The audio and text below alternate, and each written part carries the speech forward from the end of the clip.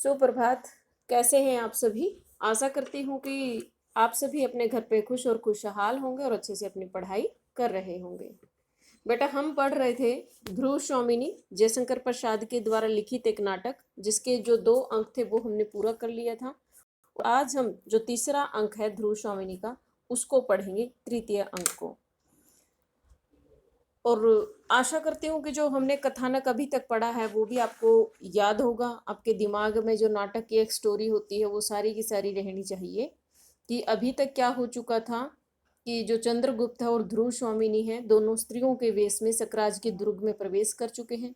सकराज की जो प्रेमिका, प्रेयसी बोल सकते हो आप, कोमा, उसको जो उसके पिता के समान थे मिहिरदेव, वो उसको वहां से चलने का आग्रह कर चुके हैं। वो अपने पिता के आग्रह पर वहां से जा चुकी है, क्योंकि उन्होंने देख लिया था कि जो सकराज का प्रेम है वो केवल दिखावटी है, क्योंकि सकराज जैसे ही ध्रुव स्वामिनी की बात सुनता है तो उसकी ओर आकर्षित हो जाता है। ऐसे में मिहिर देव कोमा को अपने साथ ले चलने की बात कहते हैं, और ऊपर से आकाश से एक जो धूमकेतु है उसको देखकर उन्हें पता, मतलब एहसास हो रहा है, आचार्य ने भी बोल दिया है और सकराज भी अंदर ही अंदर भयभीत है कि ये धूमकेतु कुछ अनिष्ट का जो प्रतीक है, इस प्रकार का सोचा जा रहा है। फिर जो चंद्रगुप्त और ध्रुव स्वामिनी जो स्त्री के वेश में है वो दोनों सकराज के पास आ चुके हैं और दोनों आपस में आनाकानी कर रहे हैं कि मैं ध्रुव स्वामिनी हूँ और मैं ध्रुव स्वामिनी हूँ। इस प्रकार से चंद्रगुप्त अपने जो स्त्री वेश में आया था उसने अपने रूप को धीरे धीरे सकराज के सामने प्रस्तुत कर दिया है कि मैं असल चंद्रगुप्त हूँ। अब हम उससे आगे के जो कथानक है उसको पढ़ेंगे। शकदुर्ग के भीतर एक प्रकोष्ठ। बच्चे, एक बात और मैं बोलना चाहूंगी। कल परसों एक शब्द आया था शिविका, कि शिविकाएं उसके अंदर आ चुकी हैं, शिविर के अंदर आ चुकी थी। शिविका शब्द का शायद मैंने दासी आपको अर्थ बता दिया था, स्त्रियां बता दिया था। शिविका शब्द का अर्थ है पालकी, कि पालकी के अंदर बैठकर जो स्त्रियां थी वो अंदर आ चुकी थी। ना कि मैंने एक स्त्री के वेश में उसका अर्थ ले लिया था, जो कि वो ठीक नहीं था। तो शिविका का मतलब पालकी होता है, डोली जिसको हम बोलते हैं, उसको शिविका शब्द भी उसके लिए यूज किया जाता है। चलो अब आगे पढ़ते हैं। शकदुर्ग के भीतर, मुझे इस शक से याद आया शिविका शब्द। शकदुर्ग के भीतर एक प्रकोष्ठ, 3 मंचों में 2 खाली और एक पर ध्रुव स्वामिनी पाद पीठ के ऊपर बाएं पैर पर दाहिना पैर रखकर अधरों से उंगली लगाए चिंता में निगमन बैठी है और बाहर कुछ कोलाहल होता है। क्या कहा है यहाँ पर? शक दुर्ग के भीतर का जो दृश्य है वो हमें बताया जा रहा है कि शक दुर्ग के भीतर एक प्रकोष्ठ में 3 मंचों में से 2 मंच, 2 खाली और एक पर ध्रुव स्वामिनी पाद पीठ किए हुए, यानी कि पैरों को रख के एक दूसरे के ऊपर बाएं पैर पर दाहिना पैर रखकर अधरों पर उंगली लगाए हुए चिंता में निगमन, चिंता में डूबी हुई बैठी हुई है। बाहर कुछ कोलाहल हो रहा है और बाहर शोर सुनाई दे रहा है। सैनिक प्रवेश करते हैं। महादेवी की जय। ध्रुव स्वामिनी चौंक कर, क्या? सैनिक विजय का समाचार सुनकर राजा धीराज भी दुर्ग में आ गए हैं, कि जैसे ही विजय का समाचार सुना है तो महाराज भी दुर्ग के अंदर आ गए हैं। अभी तो वे सैनिकों से बातें कर रहे हैं। उन्होंने पूछा है कि महादेवी कहाँ है, कि जो इसका मतलब क्या हुआ कि जो रामगुप्त है वो भी आ चुका है। उन्होंने कहा कि अभी तो वो सैनिकों से बातें कर रहे हैं, लेकिन अभी वो किसके बारे में पूछ रहे हैं? आपके विषय में पूछ रहे हैं, क्योंकि कुमार ने कहा है। क्योंकि कुमार किसको कहा जा रहा है यहाँ पर? चंद्रगुप्त की ओर इशारा किया जा रहा है कुमार कहकर। किसके विषय में कह रहे हैं? चंद्रगुप्त के विषय में। ध्रुव स्वामिनी क्या कहा है? अब ये पूछ रही है ना, जो नौकर अंदर आए हुए थे उनसे पूछ रही क्या कहा है? यही ने कि मुझसे पूछकर राजा यहाँ आने पावे। ठीक है, कि यहाँ तक है ना, जो रामगुप्त को आना नहीं चाहिए, मुझसे पूछकर के मीन्स चंद्रगुप्त से पूछकर ही राजा ध्रुव स्वामिनी के पास जाना चाहिए। ठीक है, अभी मैं बहुत थकी हूँ। सैनिक जाने लगते हैं। उसे रोककर, और सुनो तो, तुमने यह नहीं बताया कि कुमार का घाव अब कैसा है?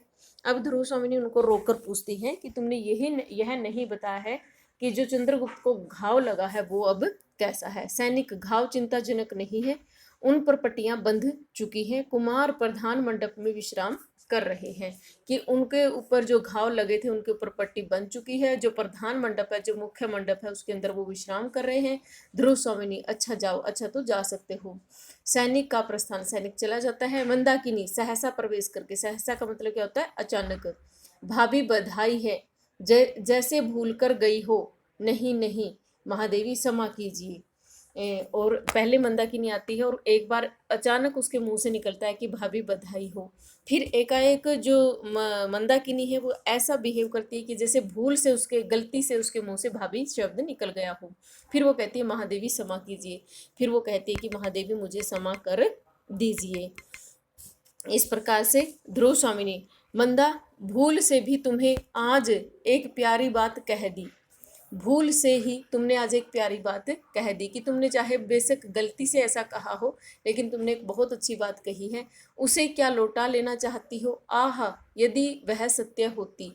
तो कहती है कि क्या तुमने जो गलती से मुझे भाभी कहा है, क्या तुमने बहुत सही बात कही है, और क्या तुम उसको वापस लेना चाहती हो? आह, वो कहती है फिर, यदि यह सत्य होता, यदि वास्तव में तुम्हारी वह भाभी होती। पुरोहित का प्रवेश, तभी वहां पर कौन आ जाता है? पुरोहित वहां आ जाता है। मंदाकिनी, क्या इसमें भी संदेह है? मंदाकिनी कहती है कि क्या इसमें भी संदेह है? ध्रुव स्वामिनी, मुझे तो संदेह का इंद्रजाल ही दिखाई पड़ रहा है। ध्रुव स्वामिनी कहती है कि मुझे तो सारी जगह संदेह ही संदेह नजर आ रहा है। मैं न तो महादेवी हूँ और न ही तुम्हारी भाभी हूँ, कि ना तो मैं तुम्हारी, जो तुमने महादेवी कहा, ना तो मुझे वो उचित लग रहा है, ना तो मैं महादेवी ही हूँ और ना ही मैं तुम्हारी भाभी ही हूँ। पुरोहित को देखकर चुप हो जाती है, और जैसे ही पुरोहित उसे दिखाई देता है तो वह चुप हो जाती है। पुरोहित आश्चर्य से इधर उधर देखता हुआ, तब मैं क्या करूं? पुरोहित कहता है, दाएं बाएं देखता है, तो मुझे क्या करना चाहिए? मंदाकिनी, क्यों, आपको कुछ कहना है क्या? मंदाकिनी पूछती है कि क्या आपको कोई मैसेज देना था, कुछ कहना था यहाँ पर? पुरोहित पुरोहित ऐसे उपद्रवों के बाद शांति क्रम होना चाहिए, कि जब ऐसे ऐसी कोई क्रिया हो जाए तो उसके बाद क्या होना चाहिए? शांति के लिए क्रम होना चाहिए। इसीलिए मैं सवसेतियन के लिए आया था, इसलिए मैं ये उसी के विषय में, उसी धर्म कर्म के विषय में बात करने के लिए यहाँ पर आया था। किंतु आप तो कहती हैं कि मैं महादेवी ही नहीं हूँ, लेकिन फिर मैं आपके साथ क्या विचार विमर्श करूँ, क्योंकि आप तो ऐसा बोल रही है कि ना तो मैं महादेवी हूँ और ना ही मैं भाभी हूँ। शायद इसीलिए पुरोहित ने बात कही है कि आश्चर्य से इधर उधर देखते हुए, तो मैं क्या करूँ, कि फिर मैं क्या करने के लिए आया हूँ? क्यों? क्योंकि वो तो उसके विषय में ही, उस पूजा पाठ के लिए, उस शांति पाठ के लिए ही बात करने के लिए आया था। ध्रुव स्वामिनी तीखे सवर से, ध्रुव स्वामिनी गुस्से में बोलती है पुरोहित के साथ, पुरोहित जी, मैं राजनीति नहीं जानती, किंतु इतना समझती हूँ कि जो रानी शत्रु के लिए उपहार में भेज दी जाती है, वह महारानी की उच्च पदवी से पहले ही वंचित हो गई होगी। कि मुझे ये तो नहीं पता है कि राजनीति क्या होती है, लेकिन मैं इतना जरूर समझती हूँ कि जिस महारानी को शत्रु के रूप में उपहार में भेज दिया गया हो, जिसे उपहार में स्वरूप वहां भेज दिया, उपहार कभी वापस नहीं आया करते, वह महादेवी की उच्च पदवी से जब मुझे उपहार में भेजा गया था, तो इसका मतलब मुझे महादेवी के पद से भी अपने आप ही, मैं स्वयं ही या उससे पहले ही मैं वंचित हो चुकी थी। मंदाकिनी, अब मंदाकिनी बोलती है, किंतु आप तो भाभी होना भी अस्वीकार करती हैं। मंदाकिनी बोलती है कि चलो ठीक है, मैं आपकी बात मान लेती हूँ कि आप क्या नहीं है, महादेवी नहीं है, लेकिन आप तो भाभी होना भी अस्वीकार कर रही हैं। मंदाकिनी का कथन है ये। फिर ध्रुव स्वामिनी, भाभी कहने का तुम्हें रोग हो तो कह लो, कि यदि तुम्हें भाभी कहने की कोई बीमारी हो तो तुम भाभी कह सकती हो, क्योंकि इन्हीं पुरोहित जी ने उस दिन कुछ मंत्रों को पढ़ा था, कि जिस दिन मेरा विवाह रामगुप्त के साथ हो रहा था, उस दिन इसी पुरोहित ने मेरे मंत्रों को, उन मंत्रों को पढ़ा था। उस दिन के बाद मुझे कभी राजा से सरल संभाषण करने का अवसर ही नहीं मिला, और उस दिन के बाद कभी मुझे राजा साहब से, यानी कि रामगुप्त से, कभी बात करने का, संभाषण का मतलब आमने सामने बैठ कर करने का, बात करने का मौका नहीं मिला। हाँ, न जाने मेरे किस अपराध की संदिग्ध चित्त होकर उन्होंने मुझे निर्वासित किया है, कि मुझे ये इस बात का नहीं पता कि मुझे किस अपराध की उन्होंने सजा दी है, कि संदिग्ध चित होकर, कि मेरे विषय में वो मुझे संदिग्ध लेकर, मेरे विषय में कुछ संशय अपने मन में पालकर उन्होंने जब मुझे निर्वासित किया, जब उन्होंने मुझे अपने यहाँ से निकाल दिया, तभी मैंने अपने स्त्री होने के अधिकार की रक्षा की भीख मांगी। जब वो मुझे यहाँ से निकाल रहे थे, यानी कि उपहार स्वरूप जब भेज रहे थे, तब मैंने उनके सामने एक रानी होने के नाते नहीं, बल्कि एक स्त्री होने के नाते अपने अधिकार की रक्षा के लिए उनसे भीख मांगी थी। वह भी न मिली और मैं बलि पशु की तरह अकरुण आज्ञा की डोरी में बंधी हुई शक दुर्ग में भेज दी गई। कि जैसे कोई किसी जानवर की बलि चढ़ा दी जाती है और उसको बिना कि उसकी आज्ञा के, बिना किसी उसके खुद की इच्छा के, उसको किसी के हाथ में डोर पकड़ाकर उसको बलि के लिए भेज दिया जाता है, उसी प्रकार से मुझे भी शक दुर्ग में भेज दिया गया।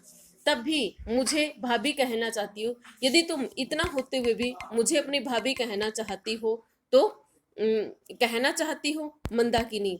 फिर मंदाकिनी बोलती है, सिर झुकाकर, सिर झुकाकर। यह गर्हित और गलानी जनक प्रसंग है कि बहुत गंदा, बहुत बुरा और बहुत ही गलानी वाला प्रसंग है, यानी कि इसको सुनने में भी मुझे घिन आ रही है। पुरोहित, यह मैं क्या सुन रहा हूँ? पुरोहित कहते हैं कि ये मैं क्या सुन रहा हूँ? मुझे तो यह जानकर प्रसन्नता हुई थी कि वीर रमणी की तरह अपने साहस के बल पर महादेवी ने इस दुर्ग को अपना अधिकार किया है। कि मुझे तो यह सुनने में आया था कि महादेवी की तरह, एक वीर रमणी की तरह, एक बहादुर स्त्री की भांति आपने इस दुर्ग को जीत लिया है।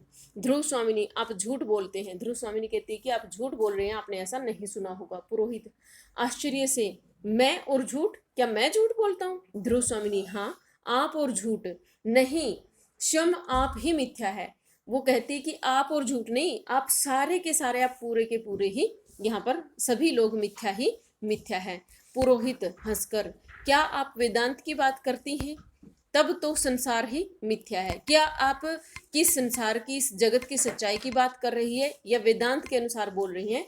क्योंकि वेदांत के अनुसार है तो ये पूरा का पूरा संसार, ये पूरी की पूरी दुनिया ही मिथ्या है। ध्रुव स्वामिनी क्रोध से, ध्रुव स्वामिनी को गुस्सा आता है, क्रोध के साथ रोष प्रकट करती हुई बोलती है, मिथ्या संसार है या नहीं, यह तो मैं नहीं जानती कि यह संसार मिथ्या है या नहीं है। इस बात के विषय में तो मुझे इतनी जानकारी नहीं है, परंतु आप और आपका कर्मकांड और आपके शास्त्र क्या सत्य है जो सदैव रक्षणीय स्त्री की यह दुर्दशा हो रही है? कि आप और आपके जो शास्त्र है, जो आप सच्चाई की बात कहते हैं, जिस स्त्री को आप ही रक्षणीय मानते हैं कि उसकी रक्षा करनी चाहिए, रक्षणीय स्त्री की यह दुर्दशा हो रही है कि आपके शास्त्रों के अनुसार ही इस स्त्री की यह दुर्दशा हुई है। पुरोहित मंदाकिनी से, बेटी तुम ही बताओ, यह मेरा भ्रम है या महादेवी का रोष है? कि महादेवी ये बात सब गुस्से में बोल रही है या मुझे भ्रम हुआ है कि जो ध्रुव देवी कह रही है यह बात सच है? ध्रुव स्वामिनी, रोष है। हाँ, मैं रोष से जली जा रही हूँ। ध्रुव स्वामिनी मंदाकिनी के बोलने से पहले बोलती है और पुरोहित को कहती है कि हाँ, ये रोष है, रोष, गुस्सा, क्रोध है ये वास्तव में। मैं रोष से जली जा रही हूँ, मैं क्रोध में ही जल रही हूँ। इतना बड़ा उपहास धर्म के नाम पर स्त्री आज्ञाकारिता की यह पैशाचिक परीक्षा मुझसे बलपूर्वक ली गई है। वो कहती है कि इतना बड़ा उपहास किया गया है धर्म के नाम पर, इतना बड़ा मजाक किया गया है धर्म के नाम पर। कौन सा? कि पैशाचिक परीक्षा, पैशाचिक का मतलब एक राक्षसी परीक्षा ली गई है स्त्री से, मुझसे बलपूर्वक ली गई है। कि मुझ स्त्री से एक राक्षसी परीक्षा यहाँ पर ली गई है। पुरोहित, तुमने जो मेरा राक्षस विवाह करवाया था, और फिर पुरोहित की ओर इशारा करते हुए कह रही है कि तुमने ही तो मेरा यह राक्षस विवाह करवाया था। यह राक्षस किसको कह रही है? ग्रामगुप्त को। उसका उत्सव भी कितना सुंदर है। यह जन संहार देखो कि तुम उसका उत्सव, उस जो तुमने मेरा राक्षस विवाह करवाया था उसका उत्सव देखो, उसके खुशी में जो एक त्योहार की तरह जो मनाया गया था वो कितना सुंदर था। यह जन संहार देखो, ये देखो कितने लोग यहाँ पर मारे गए हैं। अभी उस प्रकोष्ठ में रक्त सनी हुई सकराज की लोथ पड़ी होगी। और फिर वो कहती है कि यह जनसंहार देखो, कितने लोग मारे गए हैं जो तुमने मेरा उसके साथ विवाह करवाया था। अभी इस प्रकोष्ठ में, अभी तुम यहाँ पर देखो कि रक्त से सनी हुई सकराज की लोथ पड़ी होगी, यानी कि लाश पड़ी होगी। लाश शब्द होगा शायद यहाँ पर, ये थोड़ा बहुत इसमें प्रिंटिंग में जैसे आ गया होगा। कितने ही सैनिक दम तोड़ते होंगे। इस रक्त धारा में तीरती हुई मैं राक्षसी सी सांस ले रही हूँ, और इन सब के मृत्यु का जिम्मेवार कौन है? केवल मैं और मैं हूँ। मैं राक्षसी की भांति ऐसे परिवेश में सांस ले रही हूँ। तुम्हारा सब सत्य मुझे शांति देगा, और तुम कहते हो कि इसके बाद शांति क्रम करना चाहिए, शव सत्यन करना चाहिए। क्या ये शव सत्यन मुझे शांति प्रदान करेगा? क्या इससे जो इतने बुरे काम यहाँ पर हुए हैं, इतने लोगों की जान गई है, क्या इन लोगों की जान आएगी? क्या मुझे शांति मिलेगी? तो इस प्रकार से इन सभी बातों के साथ जो ध्रुव स्वामिनी है वो अपना गुस्सा जाहिर कर रही है पुरोहित के साथ, जिसने रामगुप्त के साथ उसका विवाह करवाया था। मंदाकिनी, फिर मंदाकिनी बोलती है, आर्य आप बोलते क्यों नहीं हैं? वो कहती है कि आप क्यों कुछ जवाब क्यों नहीं दे रही है पुरोहित को? आप धर्म के नियामक हैं, कि आप धर्म के जानने वाले हैं, धर्म के विषय में आप बोलने वाले हैं, आप ध्रुव स्वामिनी की बातों का उत्तर क्यों नहीं दे रहे हैं? जिन स्त्रियों को धर्म बंधन में बांधकर उनकी सम्मति के बिना आप उनका सब अधिकार छीन लेते हैं, कि जिन स्त्रियों को आप धर्म के बंधन में बांध देते हैं और उनकी सम्मति के बिना आप उन महिलाओं से पूछते भी नहीं हैं और उनके सारे अधिकार उनसे छीन लेते हैं, तब क्या धर्म के नाम पर कोई प्रतिकार, क्या धर्म के नाम पर कोई उसके लिए कोई दूसरा ऑप्शन है? उसके लिए कोई है ऐसी बात जो आप इस समय में ध्रुव स्वामिनी को समझाना चाहें? कोई संरक्षण नहीं रख छोड़ते क्या उस स्त्री के लिए जिसके साथ उसके ऊपर बिना उसकी मर्जी के, बिना उसकी राय के, बिना उसकी हामी के आप धर्म के बंधन को बांध कर उसके ऊपर लाद देते हैं? क्या आपके पास इसके लिए कोई दूसरा उपाय है? कोई संरक्षण नहीं रख छोड़ते, कोई संरक्षण नहीं है क्या महिला के पास, जिससे वो इस धर्म के बोझ को ढो सके, जिससे वे स्त्रियां अपनी आपत्ति में अवलंब मांग सके? जब किसी स्त्री को ऐसी स्थिति में किसी प्रकार की कोई आपत्ति हो तो वह उनसे सहारा मांग सके, क्या कोई ऐसा उपाय आपके पास है? क्या भविष्य के सहयोग की कोरी कल्पना से उन्हें आप संतुष्ट रहने की आज्ञा देकर विश्राम ले लेते हैं, या फिर कि अभी कोई बात नहीं, अभी बुरे दिन है, कुछ दिनों के बाद आपके साथ सब अच्छा होगा, ऐसी केवल कोरी कल्पना सोच करके ही आप संतुष्ट हो जाते हैं, उनको आज्ञा देकर विश्राम ले लेते हैं कि सब ठीक हो जाएगा? इस प्रकार की बातें कहकर आप उनको ऐसे ही हालात के साथ जूझता हुआ महिला को या औरत को, उस पीड़ित स्त्री को ऐसे ही छोड़ देते हैं। पुरोहित, नहीं, स्त्री और पुरुष का परस्पर विश्वासपूर्ण अधिकार, रक्षा और सहयोग ही तो विवाह कहा जाता है। यदि ऐसा न हो तो धर्म और विवाह खेल है। अब पुरोहित के विचार हैं। पुरोहित क्या कहता है कि नहीं, जो तुम समझ रहे हो ये नहीं है। स्त्री और पुरुष का परस्पर आपस में, परस्पर का मतलब आपस में विश्वासपूर्ण, एक दूसरे के ऊपर विश्वास के साथ अधिकार होता है, सहयोग होता है, उसी का नाम विवाह होता है। यदि ऐसा न हो, यदि वो ऐसा नहीं कर रहे हैं, यदि वो परस्पर एक दूसरे का सहयोग नहीं करते हैं, यदि वो एक दूसरे के ऊपर अपना अधिकार नहीं समझते हैं, तो विवाह और धर्म सब क्या है? खेल मात्र है, केवल एक दिखावा है, केवल एक ढोंग है। इस प्रकार से पुरोहित मंदाकिनी और ध्रुव स्वामिनी की बातों का उत्तर देता है कि ये जो विवाह है, जो धर्म है, केवल स्त्री के लिए नहीं है, उसमें पुरुष का भी बराबर का विश्वास और अधिकार होता है और उसके साथ साथ महिलाओं के भी अधिकार होते हैं। ध्रुव स्वामिनी फिर अपना रोष प्रकट करती हुई कहती है, ध्रुव स्वामिनी, खेल हो या ना हो, कि विवाह खेल है या नहीं है, किंतु एक कलियुगपति के द्वारा परित्यक्त नारी का मृत्यु मुख में जाना ही मंगल है। वो कहती है कि मुझे नहीं पता कि विवाह खेल है या नहीं है, किंतु एक कलियुगपति, कलियुग का मतलब नामर्द, एक नामर्द पति की परित्यक्ता, एक नामर्द के द्वारा छोड़ी हुई, परित्यक्त का मतलब त्यागी हुई नारी को मृत्यु के मुख में जाना ही मंगल होगा, उसके लिए वही सबसे बड़ा सुख होगा। यहाँ पर ध्रुव स्वामिनी किसको कह रही है? रामगुप्त की कलियुग पत्नी, और उसने भी उसको उपहार के रूप में भेज दिया, यानी कि त्याग दिया। ऐसे में मुझे केवल क्या करना चाहिए? मृत्यु के मुख में जाना चाहिए, अर्थात मुझे आत्महत्या कर लेनी चाहिए। उसे सब सत्यन और शांति की आवश्यकता नहीं है, कि उस स्त्री को जो एक कलियुग पति की पत्नी है, उसको सब सत्यन या शांति की किसी भी प्रकार की आवश्यकता नहीं है, उसके लिए इन बातों का कोई महत्व नहीं है। पुरोहित आश्चर्य से कहता है, यह मैं क्या सुन रहा हूँ? फिर पुरोहित कहता है कि ये मैं क्या सुन रहा हूँ, विश्वास नहीं होता है। यदि ये बातें सत्य है तब तो मुझे फिर से एक बार धर्मशास्त्र को देखना पड़ेगा। वो कह रहा है कि जो तुम ये बातें कह रही हो ध्रुव स्वामिनी को, यदि तुम ये बातें वास्तव में सच्ची कह रही हो तो मुझे इन बातों के ऊपर विश्वास नहीं हो रहा है, और यदि ये बातें सत्य है, यदि तुम पूरी तरह से सत्य बोल रही हो, तो मुझे दोबारा से एक बार धर्मशास्त्र को उठाकर देखना होगा कि ऐसे हालात में, ऐसी परिस्थिति में कि पति नामर्द हो, डरपोक हो, वो उसकी सुरक्षा ना कर पाए और वो भी अपनी पत्नी को छोड़ दे, तो ऐसे में उस स्त्री को क्या करना चाहिए, उसके लिए धर्म क्या कहता है, वो मैं आपको देकर बता सकता हूँ। प्रस्थान, ऐसा कहने के बाद पुरोहित वहां से चला जाता है। मिहिर देव के साथ कोमा का प्रवेश, और मिहिर देव के साथ कोमा फिर से शिविर के अंदर आते हैं। ध्रुव स्वामिनी बोलती है, तुम लोग कौन हो? ध्रुव स्वामिनी पूछती है कि आप लोग कौन हैं? कोमा, मैं पराजित सकराज जाति की एक बालिका हूँ, कि मैं जो हारी हुई, जो ये शक जाति है, इसकी एक बालिका हूँ। ध्रुव स्वामिनी और कोमा, और मैंने प्रेम किया था, और कहती है कि और मैंने कुछ नहीं प्रेम किया था। ध्रुव स्वामिनी, इस घोर अपराध का तुम्हें क्या दंड मिला? कि तुमने जो प्रेम किया था किसी से, तो तुम्हें भी कोई ना कोई दंड मिला होगा। क्यों? क्योंकि ध्रुव स्वामिनी इस दंड को भोग चुकी थी, इसीलिए उस जले हुए हृदय से जो उसकी आवाज निकल रही थी, जो शब्द निकल रहे थे ध्रुव स्वामिनी के मुख से, एक एक जलता हुआ प्रतीत हो रहा था। तो कहती है कि तुम्हारे इस घोर अपराध का, घोर अपराध किसका? प्रेम करने वाले घोर अपराध का तुम्हें क्या उसमें दंड मिला है? कोमा, वही जो स्त्रियों को पराया मिला करता है। इस पर कोमा कहती है कि जो आमतौर पर स्त्रियों को मिला करता है, वही अपराध मुझे भी मिला है। निराशा, निष्पीड़न, मुझे निराशा मिली है, मुझे निष्पीड़न मिला है, और उपहास मिला है, मेरा मजाक हुआ है।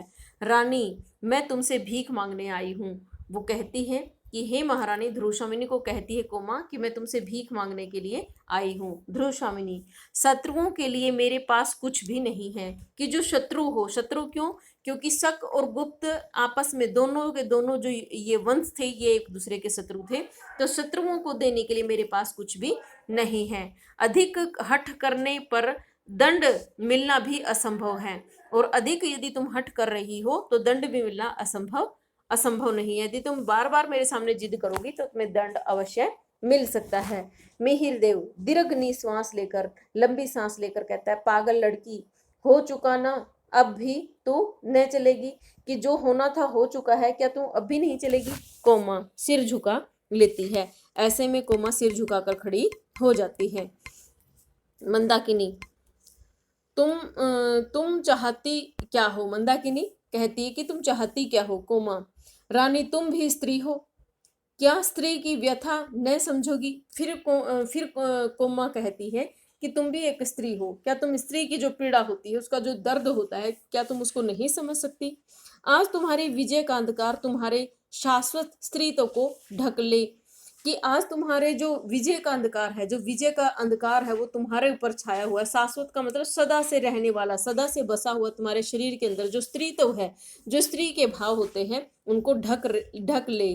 किंतु सबके जीवन में एक बार प्रेम की दीपावली जलती है, परंतु सबके जीवन में एक बार प्रेम की दीपावली जरूर जलती है। अर्थात हर स्त्री कभी न कभी किसी न किसी से प्रेम जरूर करती है। जली होगी अवश्य, वो कहती है ध्रुव स्वामिनी कि हाँ, जली होगी अवश्य। तुम्हारे भी जीवन में वह आलोक का महोत्सव आया होगा। और वो कहती है कि तुम्हारे भी जीवन में ऐसे आलोक का महोत्सव का मतलब प्रकाश का जो बहुत बड़ा त्योहार होता है, यानी कि दीपावली तुम्हारे भी जीवन में आई होगी। अर्थात तुमने भी अपने जीवन में प्रेम किया होगा, जिसमें हृदय और हृदय को पहचानने का प्रयत्न करता है, जिसमें जो हृदय है और हृदय को पहचानने का प्रयत्न करता है, यानी कि प्रेम करने वाला हृदय अपने प्रेमी के हृदय को पहचानने का प्रयास करता है, उदार बनता है और सर्वस्व दान देने का उत्साह रखता है, और अपना सब कुछ उदार बनता है, बहुत दयालु बन जाता है हृदय, और सब कुछ दान करने की हिम्मत रखता है। मुझे सकराज का सब चाहिए, और इसीलिए फिर वो अंत में कहती है कि मुझे केवल अपने सकराज का, अपने प्रियतम का मुझे केवल सब चाहिए है। ऐसा कोमा को कहती है। किसको? ध्रुव स्वामिनी को। बच्चे, आशा करती हूँ कि जो ध्रुव स्वामिनी नाटक का हमने तृतीय अंक शुरू किया है, इसका जो कथानक है वो आपको जरूर समझ में आ रहा होगा। फिर भी यदि किसी बच्चे की कोई समस्या है तो मेरे नंबर पर फ़ोन करके मेरे साथ डिस्कस कर सकता है। महामारी के इस काल में अपना और अपने परिवार का ध्यान रखिए, घर में रहिए, स्वस्थ रहिए। धन्यवाद। जय हिंद, जय भारत।